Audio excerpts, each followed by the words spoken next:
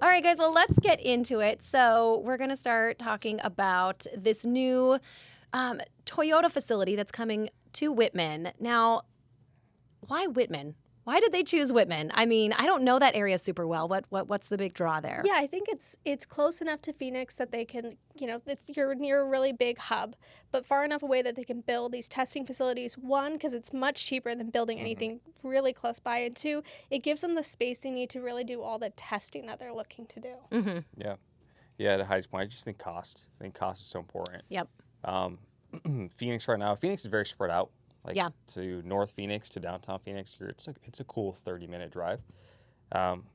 So finding land in there that fits what they want to build out probably is impossible. But going to Whitman makes sense.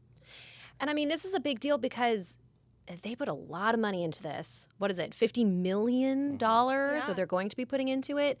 So this is going to bring a lot of people, commerce, probably, I don't know, housing. Do you think that there will be more housing, more multifamily? Like, what do you think is gonna happen from this facility? Yeah, that's a great question, great point. So one of the things I noticed as I was kind of reading through and prepping on it, they talked about you're going to see a little bit uptick in like employment as far as like people, like just like the on the ground people, blue collar workers, but you're going to also see a lot of the engineers, the tech. That is really the big hub that's going to have to come, because it doesn't take a lot of people to actually run these. It's the tracking, the engineering, and the data behind it.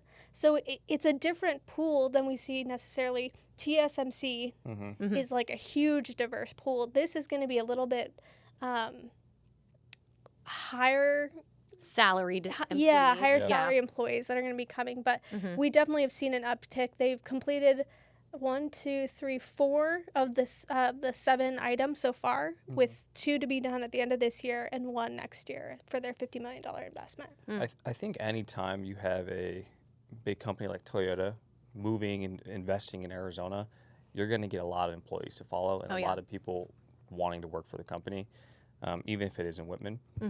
So yeah, I do think maybe not just because of Toyota, but because of all the other companies that are moving here, you'll see an uptick in multifamily development, build-to-rent communities, some single residences built out. But that's anytime there's a major company like Toyota that moves here. So in this article, I missed this. Is this facility going to be totally indoors, or are there outdoor aspects to it? Outdoor aspects. There's an oval track that's about 5.5 miles long as well. Most of it's outdoor with a little bit indoor. Yeah, I'm reading an off-road park and other enhancements, whatever that means. Maybe some ramps. Ooh. I don't know. So this is, they probably picked this area because of the fact that we have weather that for almost all of the year, except right now, you can be outside and you can be doing this kind of stuff. And they can test the extreme weather aspect. I mean, we aren't going to get the snow. You can't really test snow vehicles here, but heat, dry, wind, dust, all those. I mean, we experience quite a bit of it. It's a great place to test extreme environments for sure. Yeah, no, that's a great point. And that also makes me think, because in Arizona, I mean, we've all seen the Waymos driving down the street. I mean, does this new facility coming here impact our kind of reputation as being like one of the big tech trial cities? Like we've had a couple of things like this come here already. Are we going to be the next like automotive tech city that people think of in the rest of the country?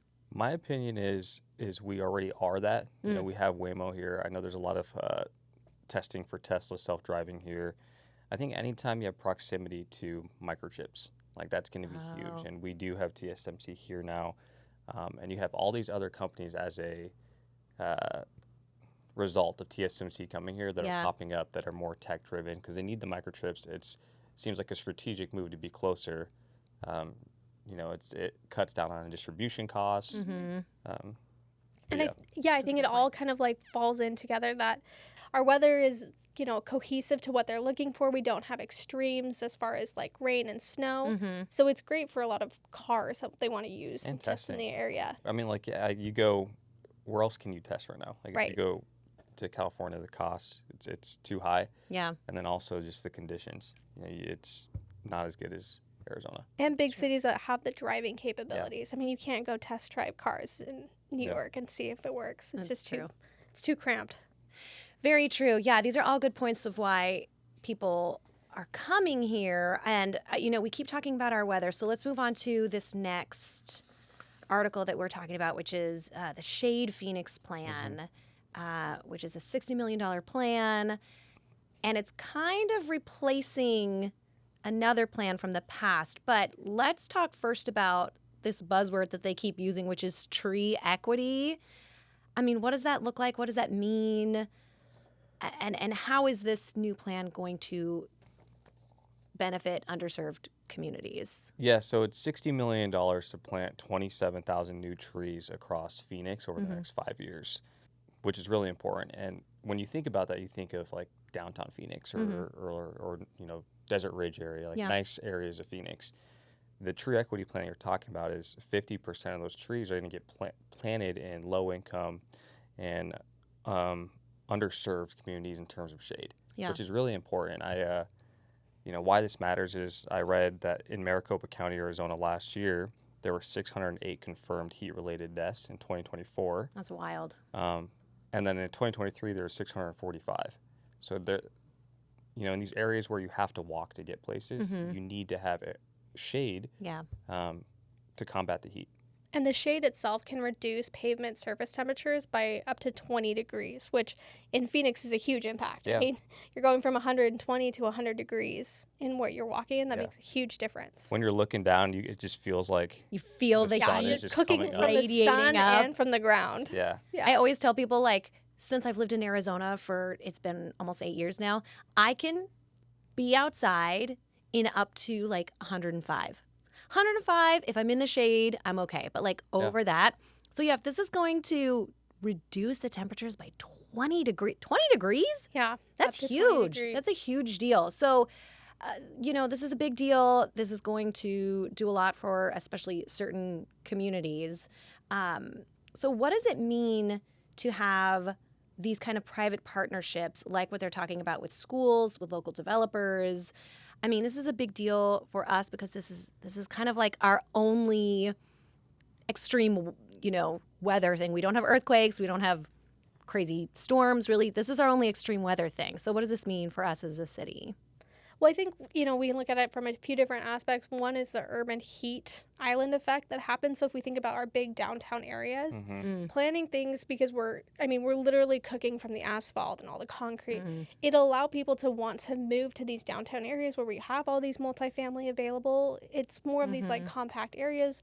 People are then outside walking. It'll be a huge effect, and it allows these private businesses and our local businesses to work together on it. I echo that. Oh, great. That's a great answer. I think that's good. Now, in the article, does it say anything about like the maintenance and the upkeep of these trees once they're planted? I'm just wondering about the future of this, especially because they're going in specific areas. I mean, is this going to be the city's responsibility?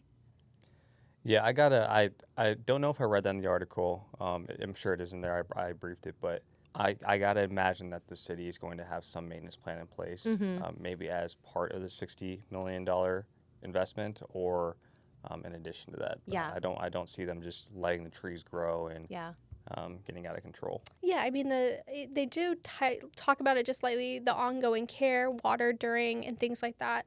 That is part of their ultimate goal. In their, I'm assuming there's hope to renew this after 5 years or figure out how they want to extend it long term. But we're talking about long term job growth for the next 5 years of planning all these and the maintenance to keep them up. That's more jobs. They're also doing things that are, and this is going to sound crazy saying, but more sustainable than trees. Sure. So they're putting up shade structures. I was just going to say, it's also 550 shade structures. That's great. Yeah.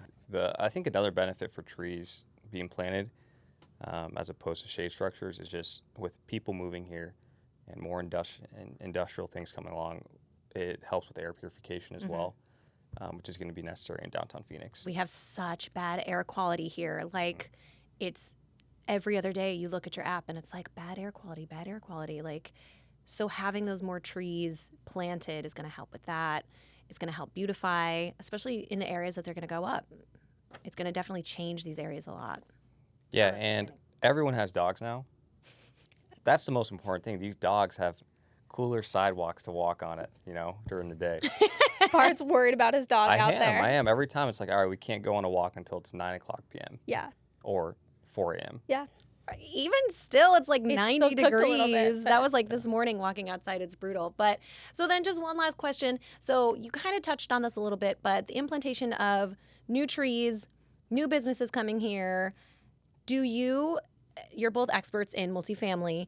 Do you see this affecting the kind of drop in multifamily that we've had? Do you think that this is going to raise rents, that it's going to raise the price, the cost of apartment complexes? Like, what do you think this is going to do?